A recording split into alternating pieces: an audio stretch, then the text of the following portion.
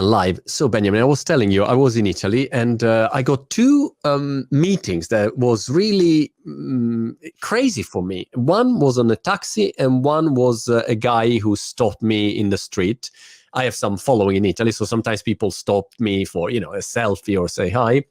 And the taxi driver, I told you, he was talking about his crypto investments and asking me for advice. And I say, man, I don't know. I mean, I was really surprised that the taxi driver was into crypto. And the other guy who stopped me in Rome, I thought, okay, he want the classic selfie. No, he said, so what do you think? We're doing some interesting NFT projects here, and I would like to have your opinion. And I thought, am I in a parallel universe? I'm already in the metaverse, maybe? Is that a matrix? What's going on? So that was incredible for me. And I don't know if it's something that happens to you often, but it's probably a signal that something is happening. UP Hour Speciale Crypto è organizzato da UP Gang e Marco Montemagno in collaborazione con Leontech. Con una diversificata gamma di oltre 800 certificati quotati in Italia, Leontech offre soluzioni di investimento adatte ad ogni risparmiatore. Visita il sito certificati.leontech.com, esplora un universo di prodotti e seleziona quelli più adatti alle tue esigenze. Leontech, tecnologia ed innovazione al servizio del tuo portafoglio. Yeah, totally. I think we're at the tipping point, right before the tipping point of a very, very significant revolution. Perhaps one of the most important innovations and technologies since the invention of the internet is now live and enables people from all around the world to essentially participate in an economy in a way that they never could before. And this I think has to do with two elements. So this idea called Web3, enabled by blockchain technologies, is the idea that whereas in the Web2, where the entire internet is essentially owned by 4 or 5 large corporations, and people are just there sharing their data and information and so forth. In Web3, you have the internet owned by users and builders, orchestrated with tokens. So this idea that people from all over the world can own a piece of the internet is exhilarating. Right. I mean, when people discover something like this, they want to dig deeper. And of course, you'll have many projects attempting to create something more useful, more interesting. But if you look at it from let's say macro overview, it seems like this may well be the most important opportunity of our generation, both in impact and in economic upside. And we can basically dive in a few things. So what blockchains do and where are we on this time frame? What is Web3 and some of its implications, NFTs, metaverse, and DeFi, for instance, and maybe how Elrond ties into all of this. That I think that's the main point. Help us to understand what Elrond is doing for people who are maybe not aware of the project, and what also the difference if people say other blockchains, there is Ethereum, there are different ones. So why Elrond is different? Sure. The goal of Elrond is to create the backbone for a high bandwidth, low latency, and transparent financial system, and then give anyone, anywhere, easy access to this financial system. And the basic idea is essentially this. We currently have a financial system that is based on outdated technology and essentially perverse incentives. So there's a lot of inefficiency, both in developed countries and in developing countries. And then the second problem that ties immediately to this is that we still have more than 1.7 billion people around the world that essentially have no access to financial infrastructure. So what we're doing with Elrond is essentially focused on two things. We've built a blockchain architecture that is 1,000 times more advanced in terms of throughput, execution speed, and transaction cost compared to Bitcoin and Ethereum. What this means is essentially, if in Bitcoin you can process something like 7 transactions per second, and in Ethereum you can process something like 15 transactions per second, in Elrond right now we can process more than 15,000, and we can essentially process more than hundreds of thousands, because this is an essentially scalable architecture.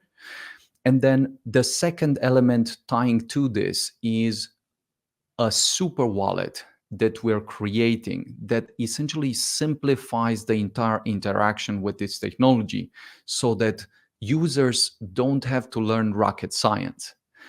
Because as cool as the technology is, if you have to learn rocket science to use it, then essentially you'll only have 5-10 people that know what the technology does and use it and so forth.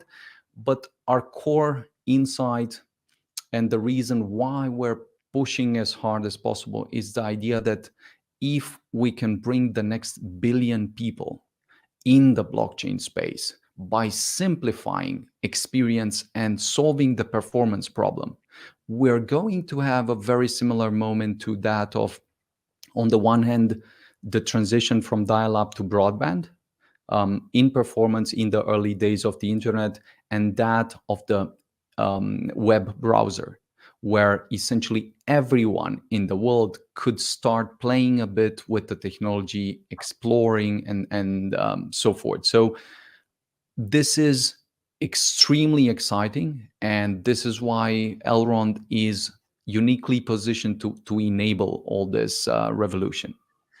You mentioned the ease of use and the simplicity. That is very important. And I give you this example. I think the other day I said, all right, what do we need to do if we want to add Michael Saylor style MicroStrategy, some of the balance sheet of the UK LTD company, one LTD company? We want to add some money, get Bitcoin as a store value. That's it. Well, I mean, in theory, it's easy. The truth is that everything is built to make it kind of difficult. It's not impossible. It's just difficult. I mean, you need an exchange company, business/enterprise corporate account. Then you need to do the KYC. Then you need to move the money from a traditional bank that doesn't like to move the money into exchanges. You have to move the money. I mean, and then the accountant call you and say, well, but now what is it? Is it capital gain? Is it? And you say, no, we just want to move, percentage of the money. So everything is built in a way that is not so easy. And the same with NFT, easy to buy NFT. Then you try to buy an NFT and connect with MetaMask, and people say, what? Meta what? I have PayPal. And so it's at the moment, we are just at the beginning, I think. And we need more tools that make it easier. What do you think? This is precisely the case. So if you look at things, again, zooming out, you see that there's this tremendous opportunity that, philosophically speaking or technologically speaking, is quite clear. But then the question is, why are we not there yet? Why is blockchain technology not everywhere adopted already? And what's taking so long? And I think there are two important problems here that need to be addressed in order for us to see the kind of adoption that speaks to some of the challenges that you've just described. One of the challenges is a performance challenge. Can we accommodate internet scale performance? Can we really bring businesses and startups on top of the blockchain? And can the blockchain handle this? And here, Elrond is perhaps the most advanced architecture in terms of performance that really brings a new kind of level of performance and processing capacity. And then the second element that I think the next period will be about is simplicity. I mean, Mm. you can never go simple enough um, with the current phase we are at. And to the extent that we'll be able to simplify things completely so that owning an NFT, exchanging some money, sending it to any friends we have around the world, without thinking about it, just as we send an SMS or just as we send an email, to that extent, blockchain will be everywhere. So this is why Maiar, as this super wallet that we've created, is essentially just a way that enables you very simply to interact with cryptos, with NFTs, and with DeFi. And it's not simple at first to build these technologies, but if you think about it, at its best, the next layer of finance will be just people being able to exchange money or send money anywhere in the world in an instant at a fraction of a cost that we are paying right now. And if you can do this, on top of this, you can do almost everything else that you're thinking about. And this is what we're trying to make come true. Got it. You've been talking about the metaverse before, and for people listening to our conversation that maybe are not aware, recently Mark Zuckerberg changed the name of the company, the holding company, not the product, from Facebook to Meta, obviously with a lot of critics and people say, no, but in this language it means very bad things. I mean, imagine how difficult it is to change the name of a company. I mean, he could have called it Mark and that's it, and then would have been maybe easier. But the topic that maybe most of the people missed was that the change is because Facebook is not focused anymore only on social media, but they have virtual reality, they have Oculus, they have the hardware, they launched their glasses, and they are into this metaverse. They are a metaverse first company now. And it sounds interesting, but no one understands exactly what this metaverse is. So help us to understand what is the big picture that not only Facebook, but a lot of big tech have at the moment. Sure. The idea with the metaverse is that it can be several things, but it's something extremely fundamental. You can see the simplest version of a metaverse would be a virtual space that you can create anything into. So whether you just want to recreate different parts of the world and give them rules and define those rules and play games in it and so forth, this can be a metaverse. On the other hand, you can move one step closer to where we are right now. And it's very likely that metaverse will be something like a moment when the digital versions of our identity and realities will start to become more valuable than the real life assets and realities that we're built. And this is extremely fundamental if you think about it. And then to go to the extreme, a metaverse at its best is just the simulation that we're living in. Right. I mean, if you think about it and assuming any type of growth in terms of computational power and efficiency, video graphics efficiency, and so forth, assuming any type of growth, the idea is that at some point we reach a point where the digital realities become indistinguishable from Right. the real reality. So let's say that the extreme version of the metaverse is a sort of matrix that where we live our digital life, sort of.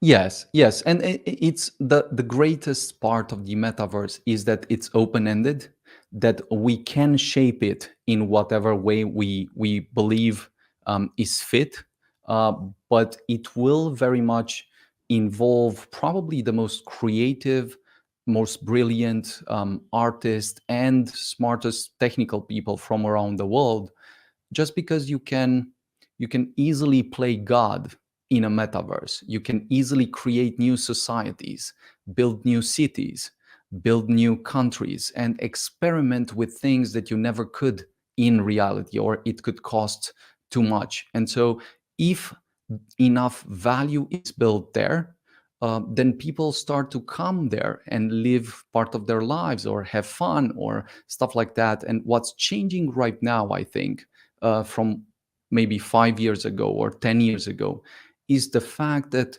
for the first time, digital assets, like real assets, are moving to be digital assets.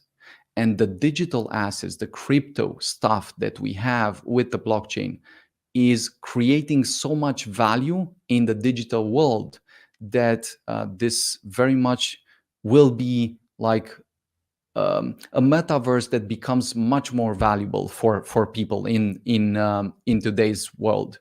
So I would expect that most people today, young people especially, will be able to earn hundreds of or thousands of times more money in the metaverse than they can earn in real life at this point, Right. which is Right. going to be surprising. And Benjamin, why the metaverse, which sounds very virtual reality and augmented reality heavy, so focus on that. Why and where will meet blockchain and the crypto world and the NFTs? Well, where is the meeting point between these two technologies?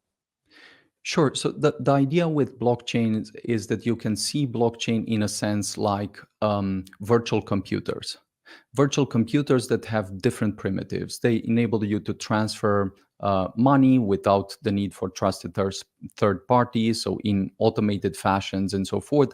But given that they're virtual computers, they enable you to encode digital property in a way that is unforgeable. Just as when you started to have the laws in the real world that granted you property that cannot be taken away, and then you had an explosion in the economic sense as a function of being able to own land, own some property, and so forth. We're just rediscovering this idea in the digital world, because up until this point, we could not really own anything in the digital world other than, let's say, domain names, which were owned by us and so forth. And now through the blockchain, we can own stuff. And then the next step is, how do we own it? Well, it's through tokens. That is fungible tokens, which is essentially money or any token that can be exchanged with another token. This is a fungible token.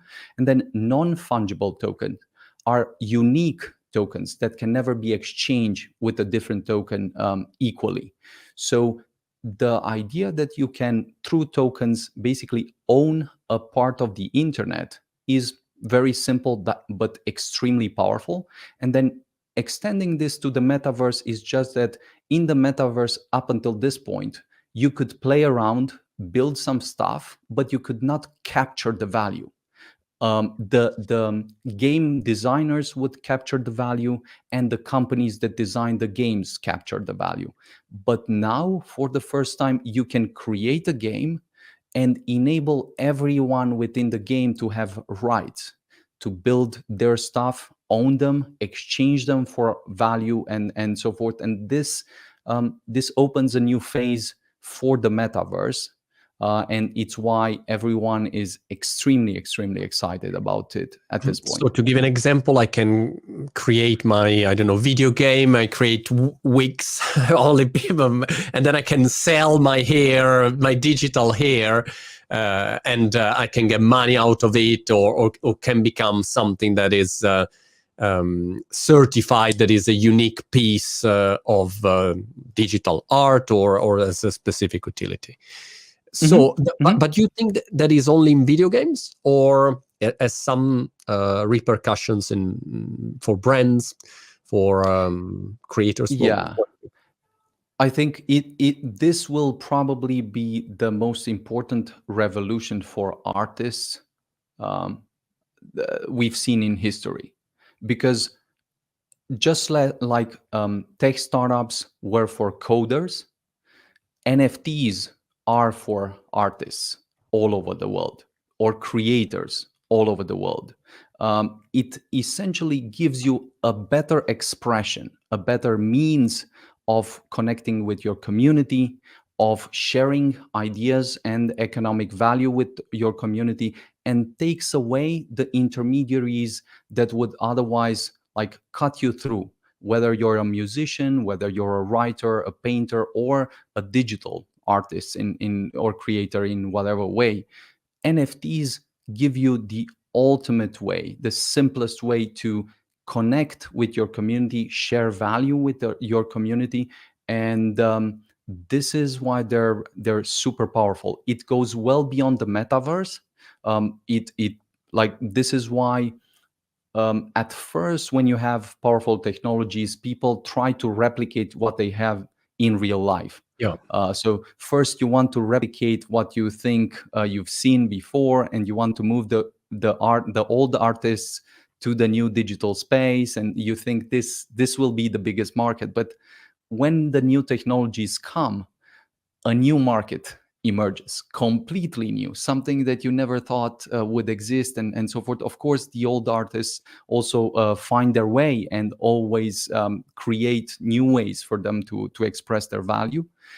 But yeah, it seems like we're at this unique point when, due to crypto, blockchains, and NFTs and DeFi and so forth, we're seeing several parts of the economy just being absorbed to the digital world, and then new people starting to play with it.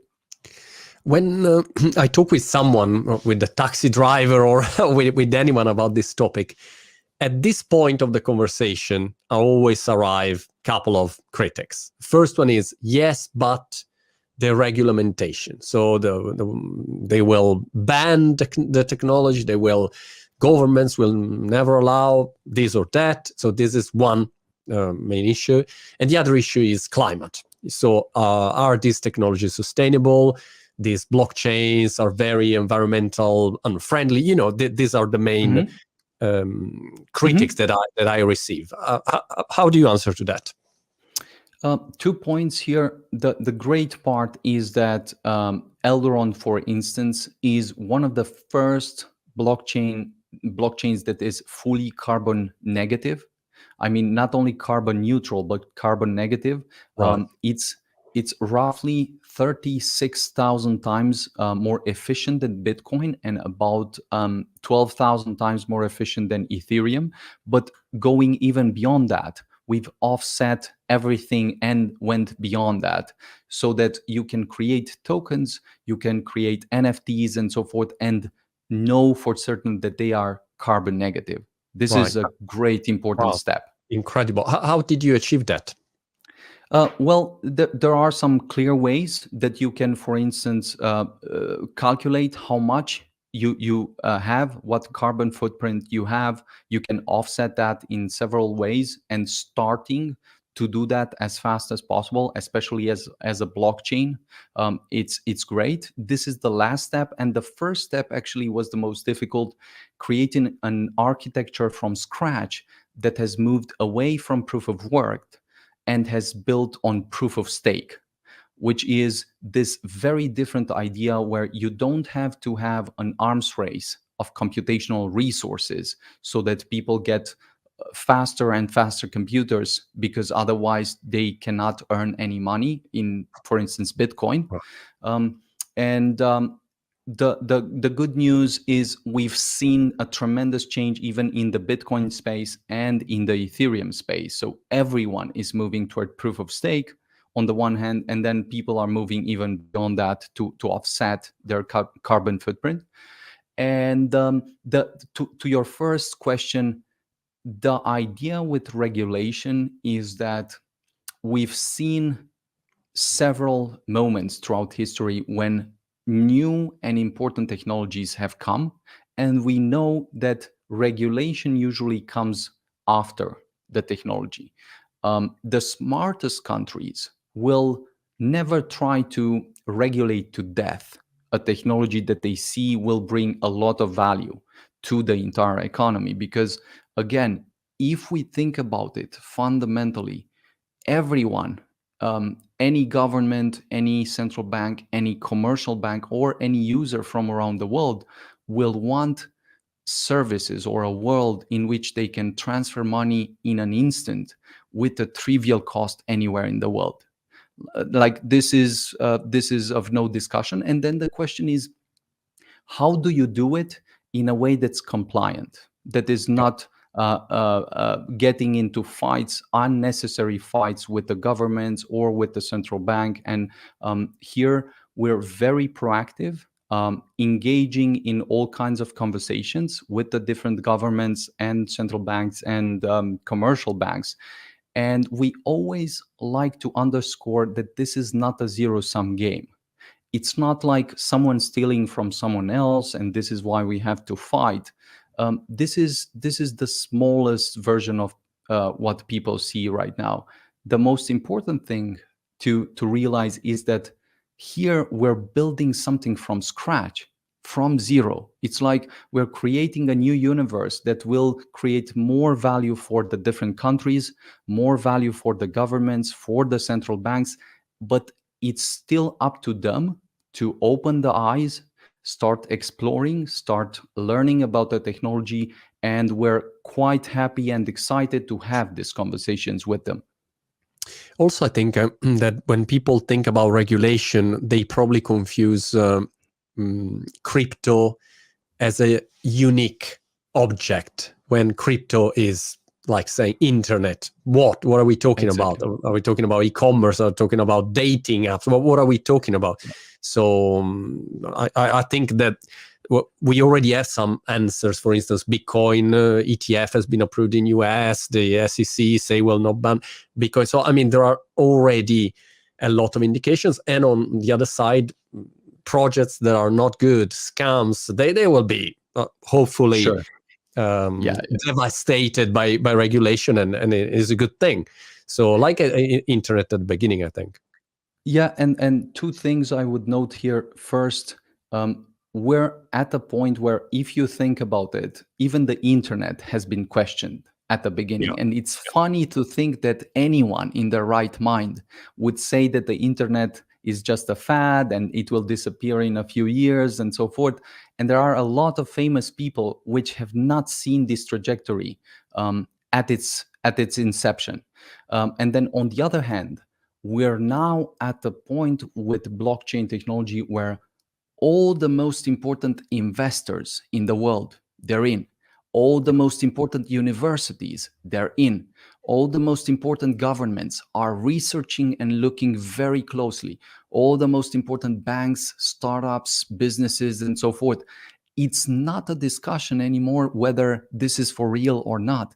It's only a discussion of what's the opportunity for us? How can we create something, benefit, and help this entire evolution to move in the maybe fastest and most productive way for the entire society? I found, Benjamin, an old article on the biggest Italian newspaper. It was like a 1995 or 1997 article, and the title was "Internet is over. 95% of websites are basically not, they don't get any visitors, and the rest is porn." Basically, that was, the statement. It's over. It's done, guys. It's over. And it's crazy when you go back and you think, wow. I mean, but in that moment, I mean, yeah, probably he was right. It's difficult to predict and to have a complete vision of a phenomenon, but I would say that in this moment, we are the crypto ecosystem is so huge, it's so big that it's very difficult to. Everything is possible, but imagining that everything will be shut down and go to zero, and we go back, in the old ways, I think is basically impossible. Also because I don't know what you think about it, but if I think about relationship that, for instance, people have with their own banks, it's not a happy relationship. We're not talking about going back to a great, fantastic relationship with your bank and you say, wow, that's great. No, you're not happy. So it's kind of easy. You're not going back to, you love Marvel and you watch the Marvel movies and you think, oh gosh, I really would love to go back watching those movies. No, it's a horror movie. So it's kind of easy if you have a better alternative that is cheaper, faster. I mean, come on. So I think people should be more fact-based when they think about these topics. And again, two things that always help put things in perspective are, one, that technologies cannot achieve mass adoption overnight. Like any fundamental technology, however good it is, requires time, requires understanding, requires effort, requires a lot of iterations until it reaches mass adoption. And so if you think about it, we're very likely in a moment similar to the 96, 97 moment in the early internet era, where we're at this point probably something like 100 to 200 million people in the blockchain space, and we're 8 billion people around the world. Now think of how large and massive this opportunity is. How many people are not even aware that this is what it is? How many people are not even aware about the implications for money, for banking, for artists, for tech people, and so forth, and how large the ramifications are. This is why a lot of the discussion right now is about a super cycle. That is an opportunity that is outweighs all the other opportunities that people have seen just because of this fundamental breakthrough in technology. And the fact that you mentioned meeting with people on the street and them being so excited suggests that this technology spreads very, very differently than the normal technologies. Like people discovered that for the first time, they can own part of the internet. How cool and insane is that? I mean, anyone would want something like that, right? Also because the internet at the beginning, the promise was for a new way of connecting and going out of traditional media and control and monopoly and so on. And then somehow we moved back with 5-7 companies that control social media, commerce. So if you lived the internet at the beginning, it was a different vibe, and it's the same vibe that you find in crypto today. So I think that's very interesting. I wonder how countries will play this game, not only financially, but for instance, I told you I went to Italy on holidays, and I thought how Italy could leverage NFTs, for instance, to promote the Made in Italy brand. We have so many companies and incredible skills in different sectors, and they are often unknown, So I was thinking, I don't know, I was thinking if it's probably possible for countries to think about a strategy also for this.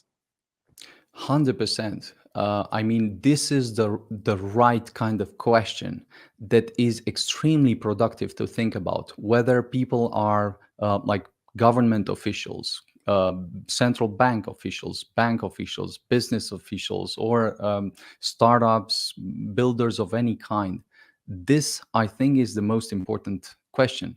How can I create something or benefit of this technology? Because when I move toward this part, things become like the right and relevant things become very clear, and the irrelevant things disappear. And two or three points I would mention regarding this. Generally, I think we'll see two different games played at the grand geopolitical scale. First, a kind of Mexican standoff, where most of the relevant countries pretend this sort of does not exist, or Right. it's irrelevant or overstated as value and so forth. And then all of a sudden, things will shift to an arms race. Like there's a point at which when the first, one of the largest countries in the world, or one of the most productive, economically powerful countries in the world makes a move, at that point, you don't have a way of saying no anymore. Yeah. It's just about how fast can I move to have a space in this digital world, to play a role in this digital world. And then the second element is, in the next 3 to 5 years, I believe we're going to see several crypto networks, and among them Elrond as well, that will outweigh the GDP of the different countries they were founded in, which Right. is Insane. going to change a lot of things, right? Societally, people will start earning their money on the internet, living their life on the internet in different virtual spaces and having fun and so forth. And it will create a lot of opportunities. Of course, we should be very careful not to reach a Ready Player One world, where we Yeah. don't only living in a sort of dystopian version of the future and so forth, but the opportunities are there, and the countries that think about it, like Italy and other countries in Europe and Romania and so forth, have an opportunity that is extremely unique. And the more they look into it, the more they can bring a lot of value to the citizens of those countries. What would you do if you were in Italy, who is Draghi, the prime minister, or if you are Boris Johnson in UK? What would you do? I would buy probably like 10 billion Bitcoin, and if he plays well, you repay the public debt, and that's it. Kind of easy. Anyway, you throw away 10 billions. I mean, easily if you are a country like Italy or another country. So, no, what would you do if they call you and say, "Look, we need a strategy. What are we going to do with this NFT, crypto, everything?" This is again a very good question. The idea is, I think, to do several things. One of the simplest would indeed be to take a large chunk of money that is like out of the budgets that you have, 1, 2, 3%. This is nothing in the grand scheme of Peanuts. things, but would give you an edge that could be insane for the population, for that particular country. So having a portfolio with exposure for as a first step, that's great. Second, creating a regulation so that the smartest people in the world that are building these things come in your country. Start creating things in your country, start sharing them in the education system, in the startup system, and investment sector, is again extremely important, because it means that you'll have a lot of spillover effects in all the parts that you see around the tech sector and economy. And then third, what's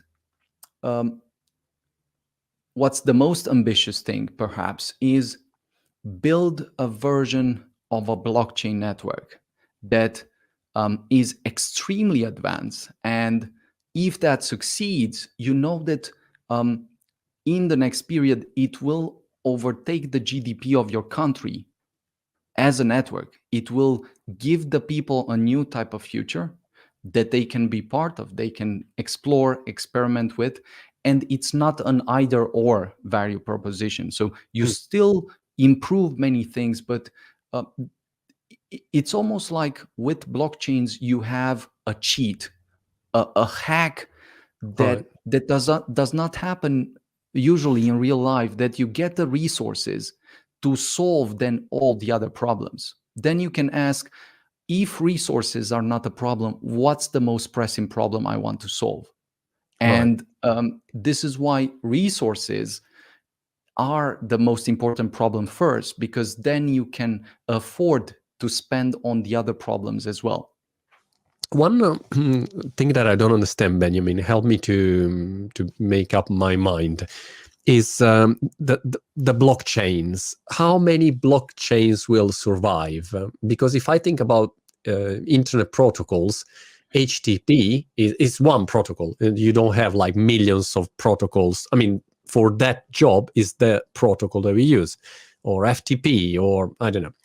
So how does it work with blockchains? You imagine that we'll have thousands of different blockchains, will be one blockchain, will be a blockchain for every specific sector. How does it work?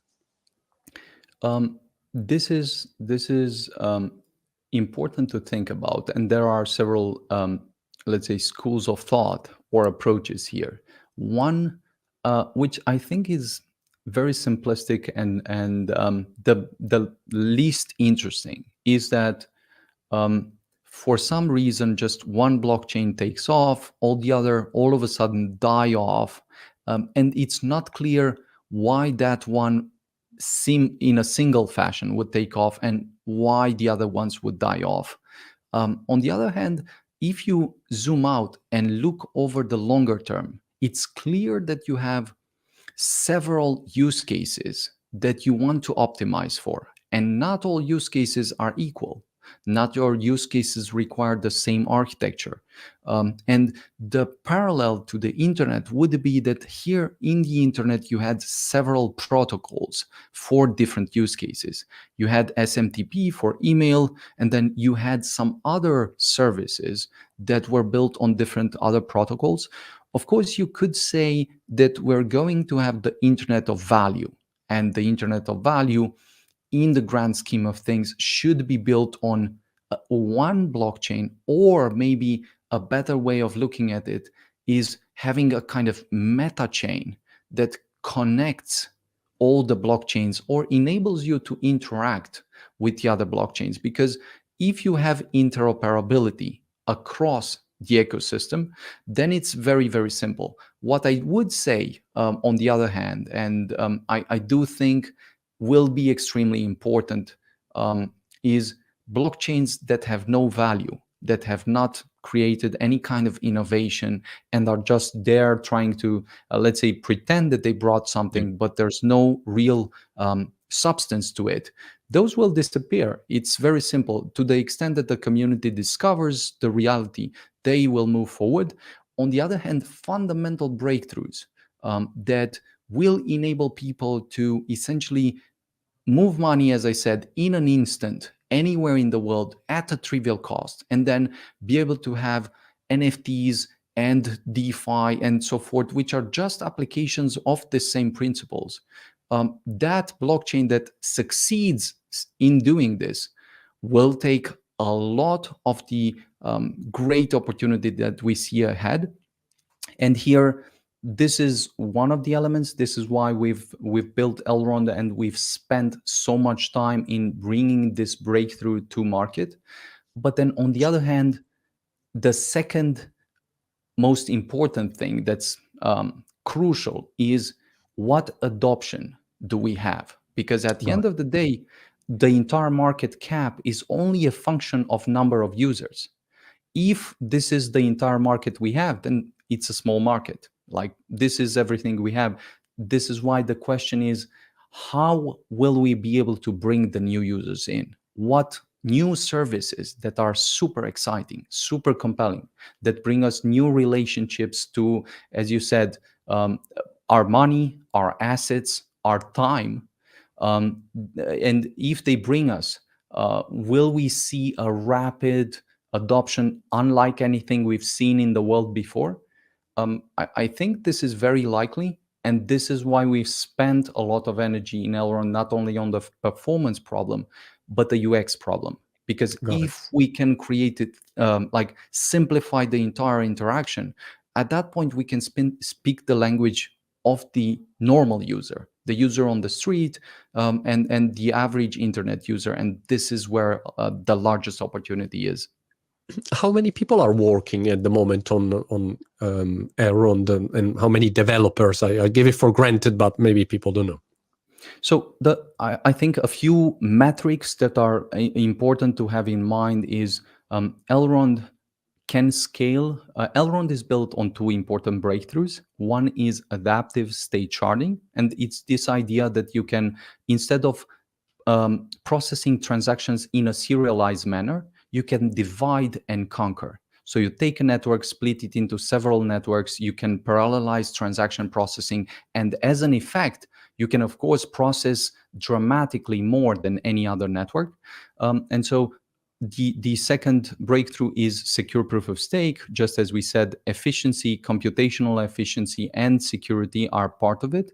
And then we have 3,200 nodes distributed around the world that sustain and maintain the security of the network. Those nodes are essentially rewarded for the security they provide on the network with the eGold native token. And we have, even in the Mara application, about 500,000 users. We have around 800,000 accounts within the network at this point, and around 80 people in the team, and a few thousands of people contributing from around the world, whether it's developers, community, and so forth, and a few hundreds of thousands that are contributing again within the community with different aspects. So it's absolutely fascinating how early we are, how large the opportunity is, and this also gives us the, let's say, fire to push as hard as possible and bring even more users in and services for them. We went super long with our chat, but it was so interesting. And I have a final topic that I wanted to touch with you, which is automotive and blockchain, because I know that you were doing something interesting there, a partnership. Yes. So the idea is, again, blockchain enables transactions that can happen automatically between machines. So this is fundamental for autonomous vehicles.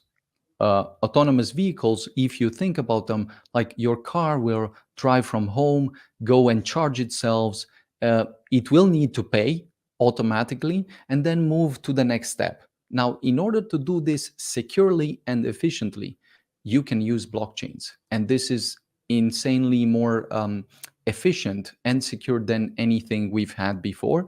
So this is one element. And then the second element is, of course, our discussion with Holoride, which combines this idea of a blockchain and the metaverse, and says, what if instead of wasting your time in a car or a vehicle of any kind when you have a long drive, what if you would just put some goggles on and would start exploring the world, would start playing with your friends, meet with them in the metaverse, maybe working something, maybe creating some value, exchanging that value in different ways. And when you start thinking about it like that, Holoride essentially changes the way people will look at rides, at any travel ride. So we're, of course, excited about them. And it's just one of the examples of where you'll see the technology take off really fast. That's interesting. I like to talk about Holoride to my kids, that during the ride they are my Holoride in the travel. It's like a virtual reality, but in real life. Yeah, no, definitely. It was really, really interesting and inspiring. Thank you so much, and good luck for everything. It was really great having the conversation, and would love to follow up and have you visit us at Elrond. So awesome. I'll see you soon. Thank you. Bye.